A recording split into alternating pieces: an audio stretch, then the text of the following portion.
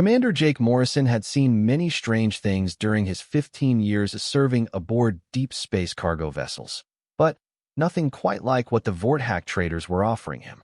The alien merchant, its 6 eyes blinking in sequence, gestured toward a reinforced containment unit with what Jake assumed was pride. "This specimen is rare, human," the Vorthack chittered through its translator device. "From the outer rim worlds. Very dangerous, very valuable. Perfect for your collection." Jake wasn't a collector. He was a freight hauler, plain and simple, moving goods between the frontier colonies and the core worlds. But when credits were tight and fuel costs were rising, sometimes you took jobs that made you uncomfortable.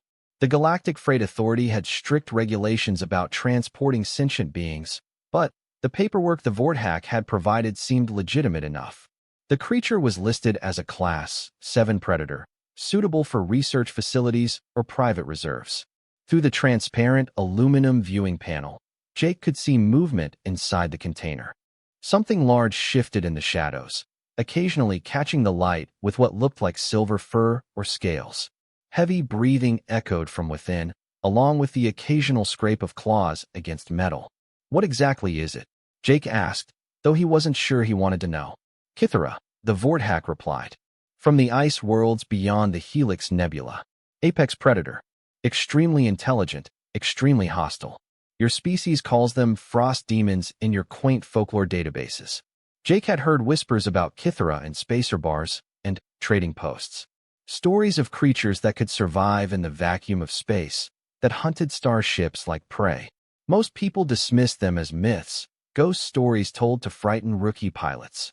Seeing one in person, even contained, made his skin crawl. "The restraints are military grade," the Vorthack continued, sensing Jake's hesitation. "Neural suppressors, kinetic dampeners, the finest hegemony technology. It cannot escape, cannot harm you or your crew. Simply deliver it to coordinates we provide, collect your payment." The coordinates led to a research station in the Kepler Drift, a region of space known for its secretive government facilities. Jake didn't ask what kind of research they planned to conduct. In his experience, ignorance was often safer than knowledge when dealing with government contracts. The payment was substantial enough to cover his ship's maintenance costs for the next 6 months, with enough left over to upgrade his aging life support systems. His crew of 3 could finally get the shore leave they'd been asking for. Jake signed the contract and watched as automated loading systems transferred the containment unit into his cargo bay. His ship, the Steadfast, was a modified Hercules-class freighter, built for reliability rather than speed or comfort. She wasn't much to look at, with her patched hull and mismatched engine pods, but she'd never let him down in 20 years of service. Jake had inherited her from his father, who'd inherited her from his father before him. The Morrison family had been hauling cargo through the galaxy for 3 generations.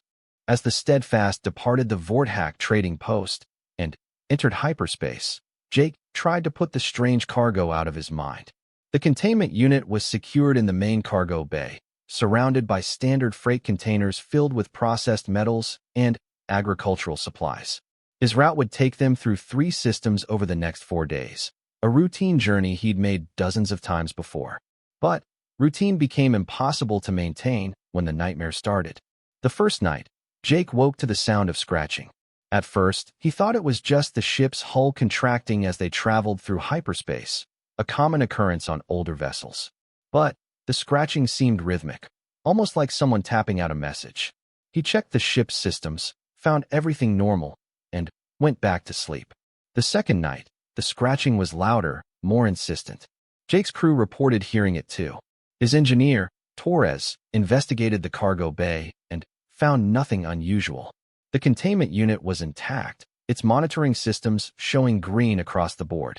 The creature inside was alive, but dormant, exactly as expected. By the third night, Jake couldn't ignore the feeling that something was wrong. The scratching had evolved into something that sounded almost like music, a complex rhythm that seemed to follow patterns his mind couldn't quite grasp.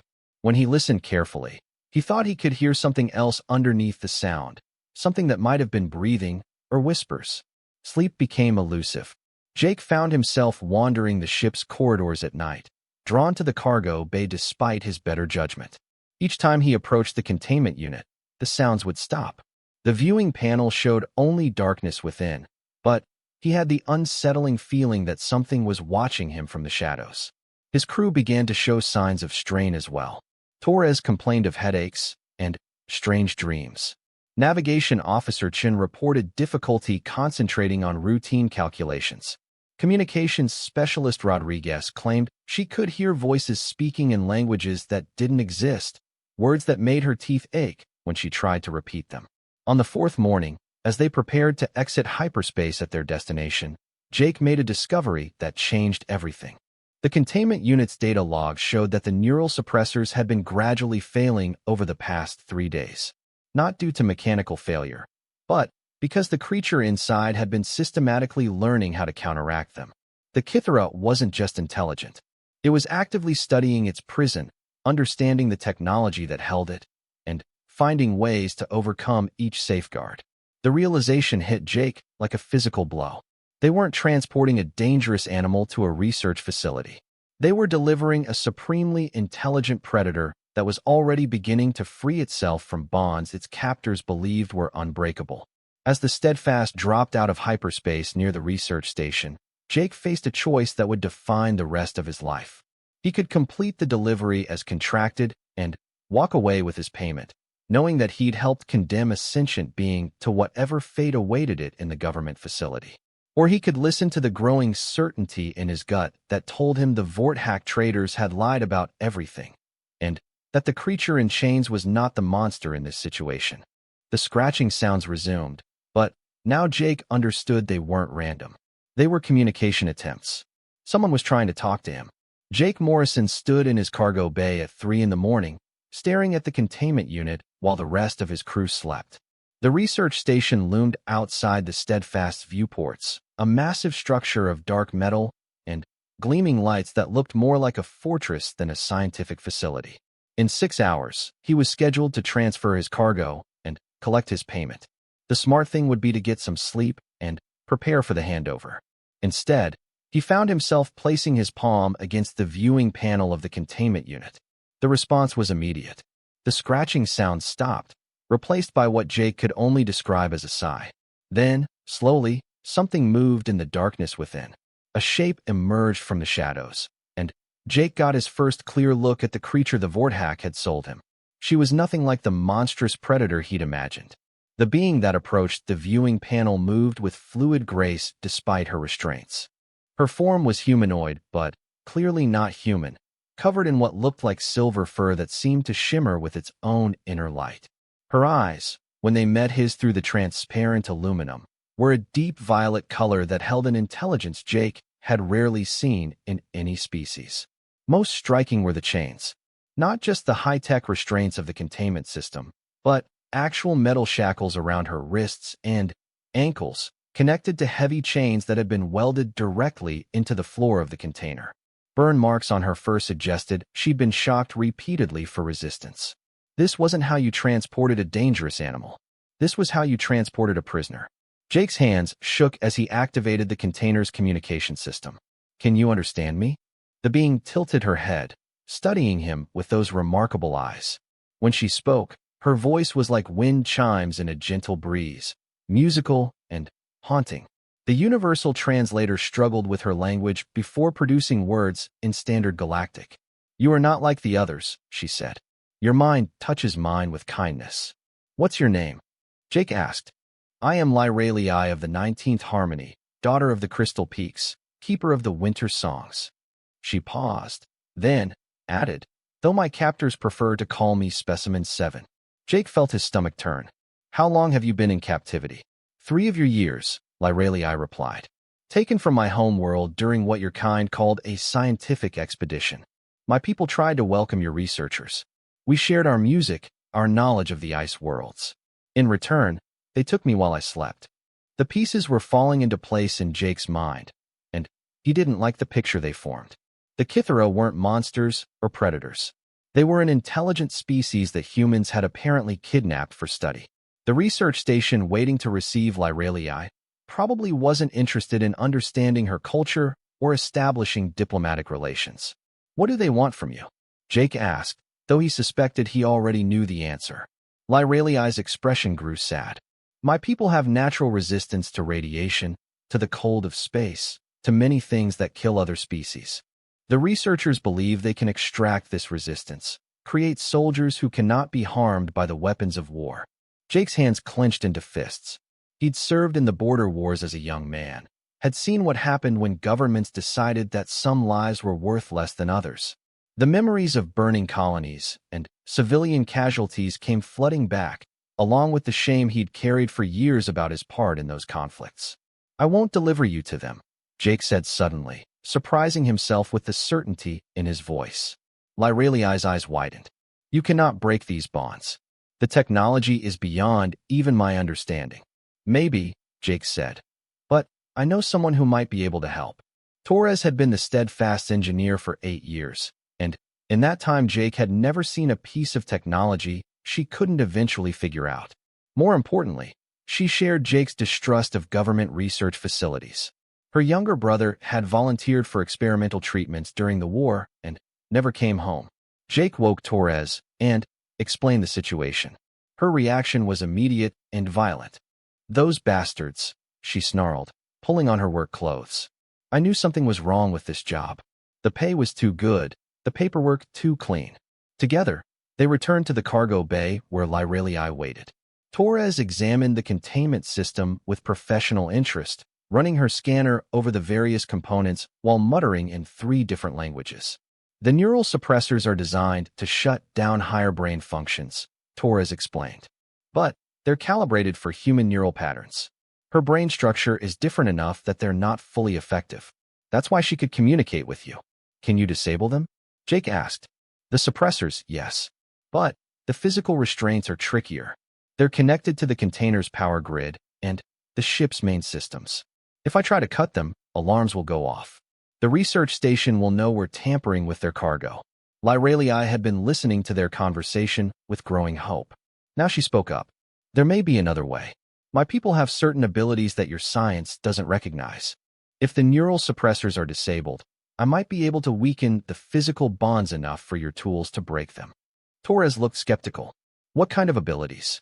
You would call it telepathy, though it is more complex than your word suggests.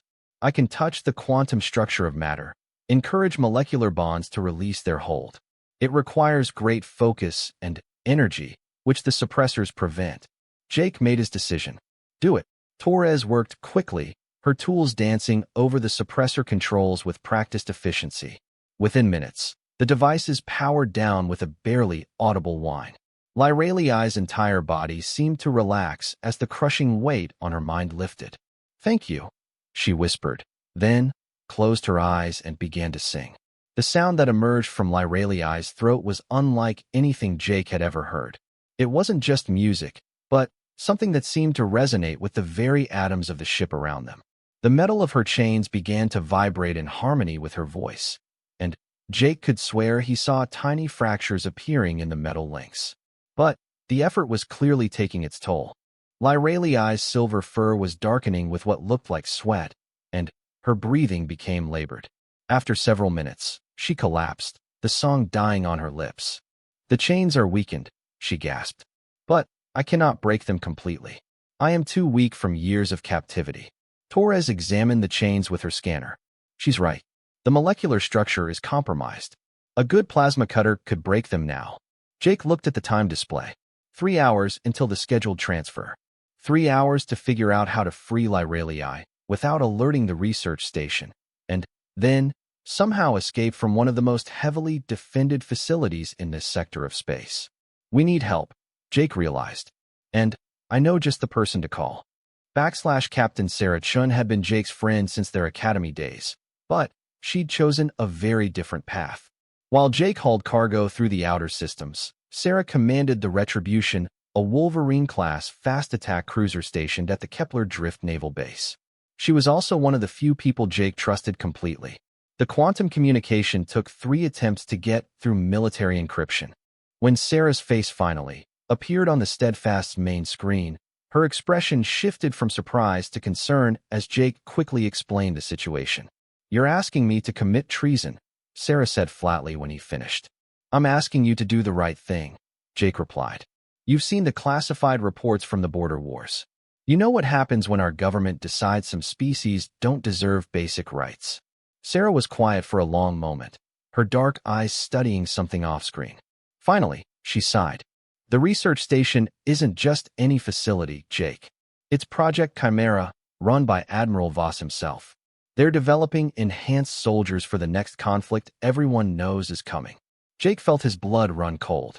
Admiral Marcus Voss was a legend in the Terran fleet, but not the kind of legend you wanted to meet in person. His methods during the border wars had been effective but brutal, earning him both promotions and war crimes investigations that somehow never went anywhere. That's even more reason to get Lyralii away from them, Jake said. Lyralii. Sarah raised an eyebrow. You're on a first-name basis with the cargo now? Before Jake could respond, Lyralii herself appeared beside him, moving with the fluid grace that characterized her species. She'd convinced Torres to at least loosen her restraints enough for limited movement, though the chains still bound her wrists. Captain Chun, Lyralii said, her musical voice carrying clearly through the communicator. I have heard of you. My people sing of the human who protected the refugee ships during the evacuation of New Geneva. Sarah's expression softened slightly. You were there? My cousin was among those you saved. He returned to our world with stories of the captain who risked her career to defend the innocent. Lyralii stepped closer to the screen. I ask not for rescue, but for the chance to return home and warn my people of what awaits them.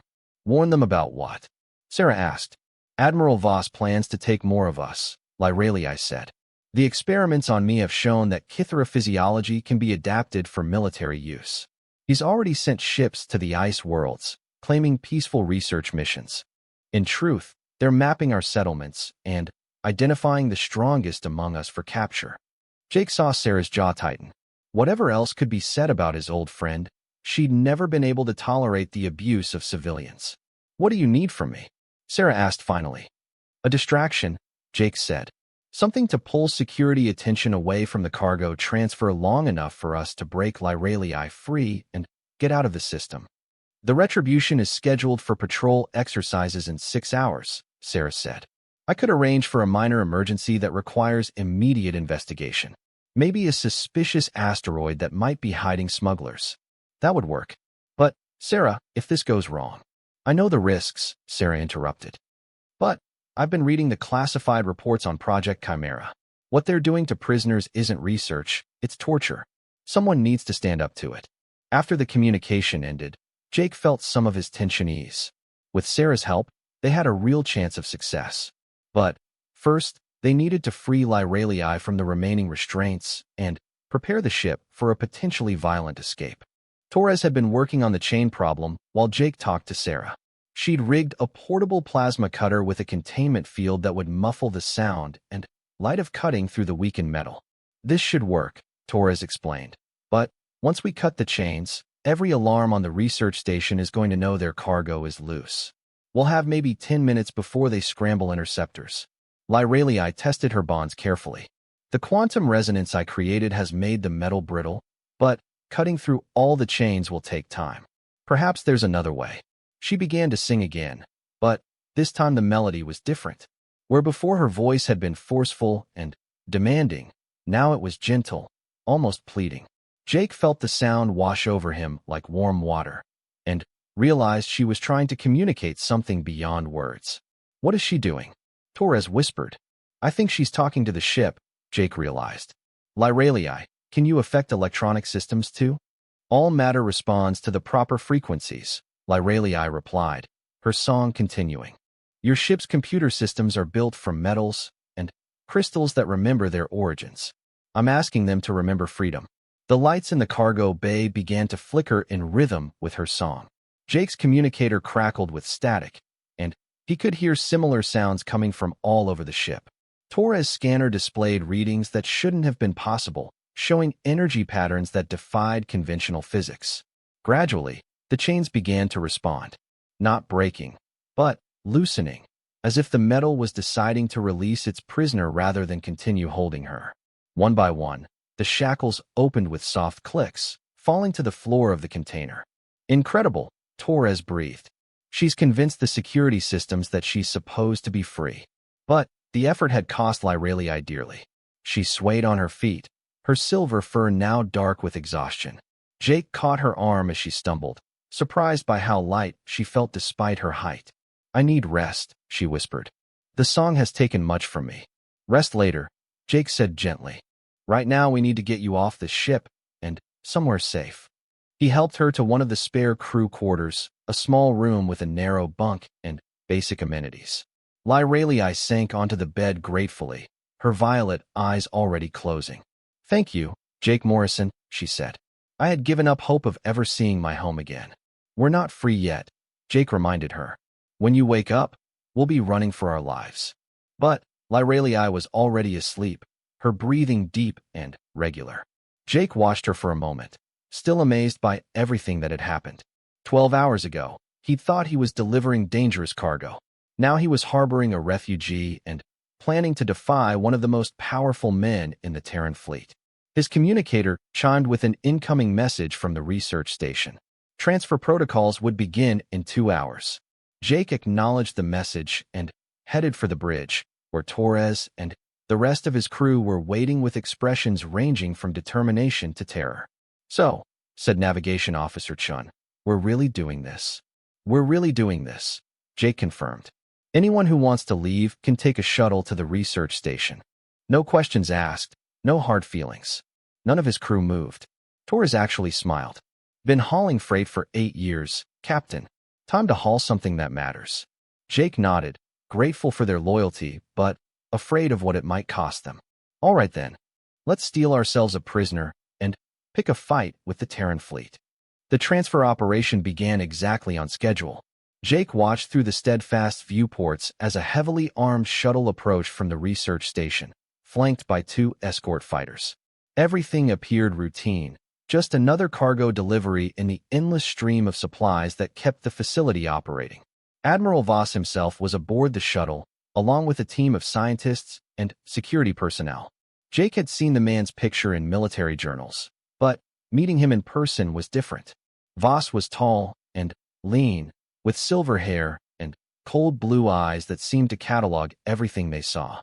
When he stepped aboard the Steadfast, he brought an aura of absolute authority with him. "Commander Morrison," Voss said, extending a hand that Jake reluctantly shook. "I understand you've brought us something quite special." "Just following the contract, Admiral," Jake replied, fighting to keep his voice steady. "Standard cargo delivery." Voss smiled, but there was no warmth in the expression. "Oh, I think we both know this cargo is far from standard. The Kithara are remarkable creatures. This specimen in particular has shown unusual resilience during previous testing." "Previous testing?" Jake's hands clenched involuntarily, but he forced himself to remain calm. "I wouldn't know about that, sir. I just transport goods from point A to point B." "Indeed," Voss said. "Shall we inspect the cargo?" Jake led the group to the cargo bay, acutely aware of Lyralii, sleeping in the crew quarters just 1 deck above. The empty containment unit sat where they'd left it, its monitoring systems showing all green lights. Torres had done excellent work rigging the displays to show exactly what Voss expected to see. "Excellent condition," one of Voss's scientists noted, studying the readings. "Neural activity is normal, physical health appears stable. We can begin the next phase immediately." "Next phase?" Jake asked before he could stop himself. Voss turned those cold eyes on him. "Neural mapping, Commander. We need to understand how their telepathic abilities function before we can replicate them.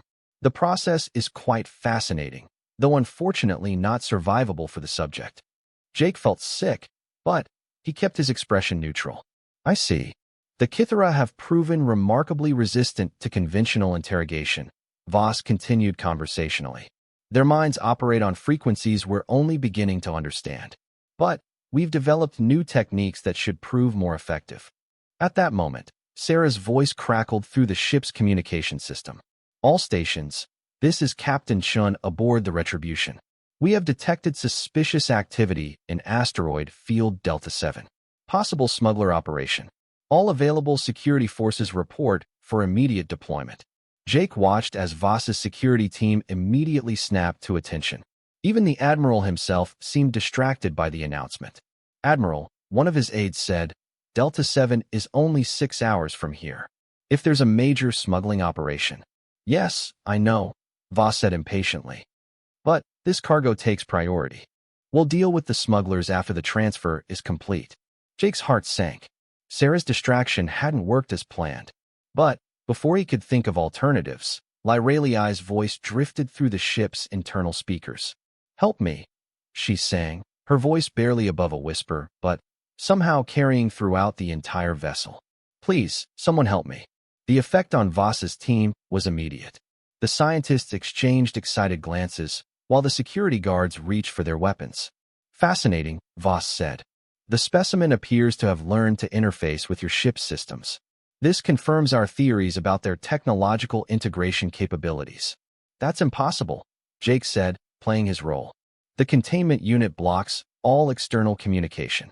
Apparently not as effectively as advertised, Voss replied. No matter. We have better facilities waiting. But Lyraliai's song was having an unexpected effect.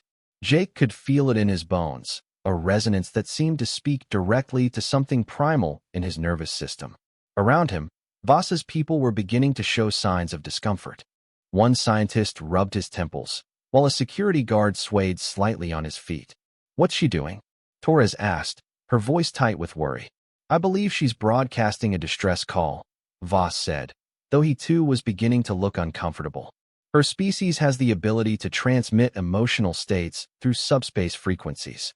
Quite remarkable, really. The song grew stronger, and Jake realized what Lyraliai was really doing. She wasn't just calling for help.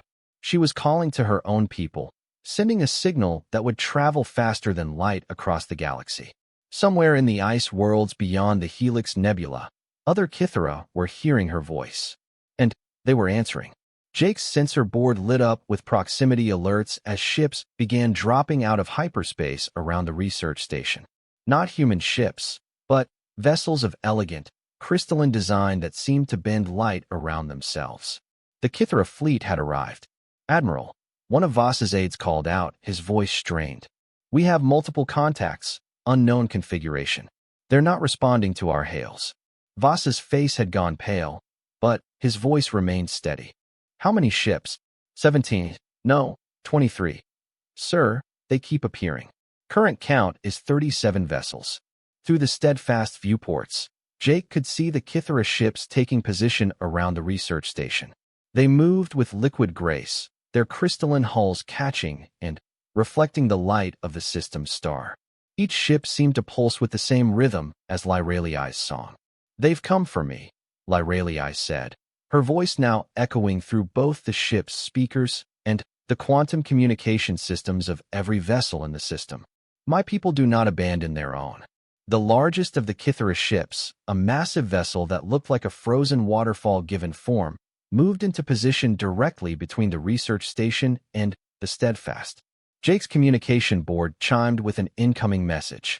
This is Fleet Singer Corathin of the Crystal Fleet, a voice said, speaking in the same musical language as Lyraliai.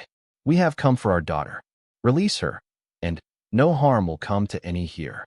Admiral Voss grabbed Jake's communication console and activated the transmitter.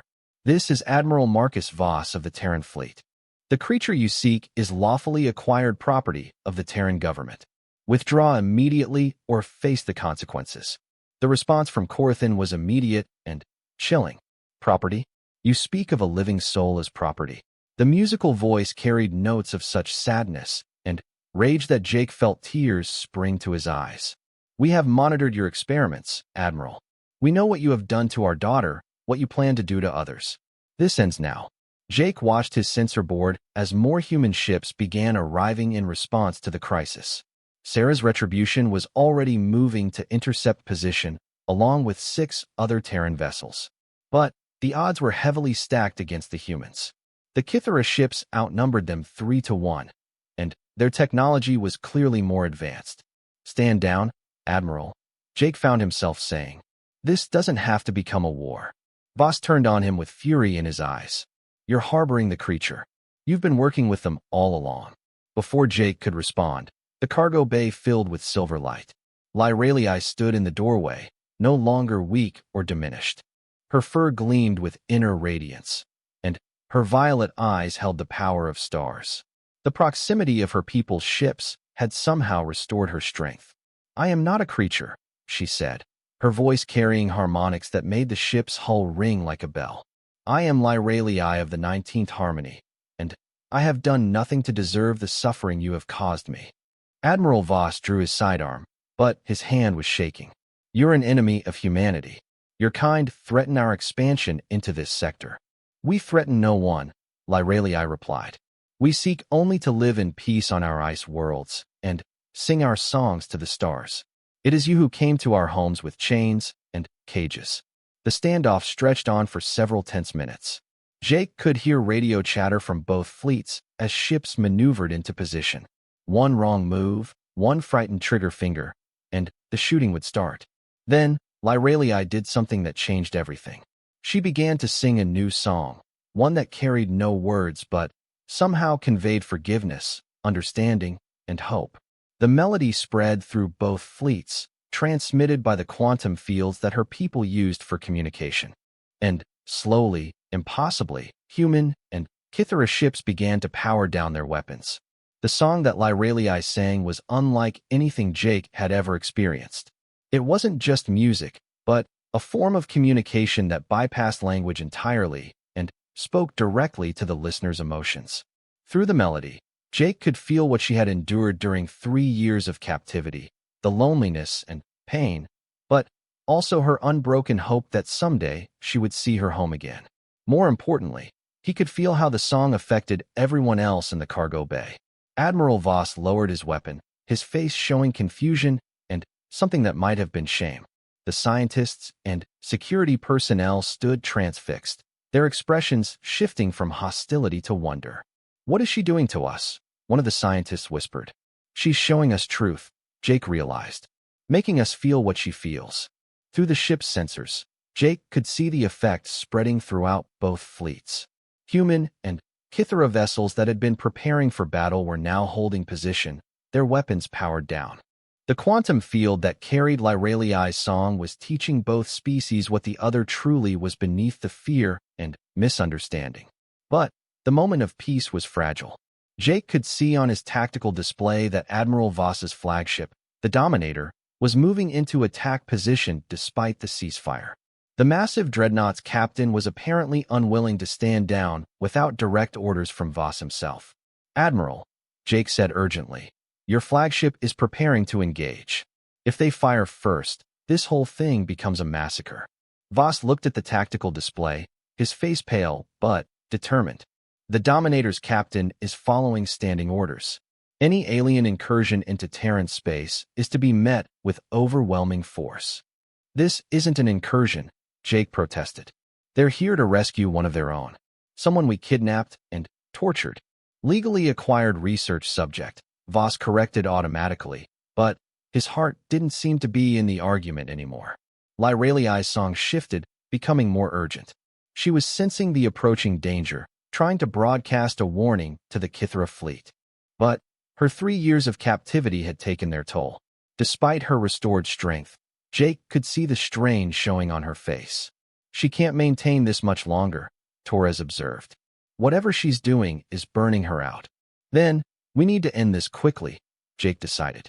He activated his ship's communication system and broadcast on all frequencies. "This is Commander Morrison aboard the Steadfast. Admiral Voss is aboard my vessel and has agreed to negotiate the safe transfer of the Kithara prisoner. All ships stand down and prepare for diplomatic contact." It was a complete lie, but it bought them precious time. The Dominator held position, waiting for confirmation from their admiral. The Kithara ships maintained their defensive formation, but didn't advance further. Admiral Voss stared at Jake with a mixture of anger and admiration. "That was well played, Commander. But you're only delaying the inevitable." "Maybe," Jake said. "But sometimes a delay is all you need for people to come to their senses." Fleet Singer Corathan's voice crackled through the communication system again. "Admiral Voss, we offer exchange.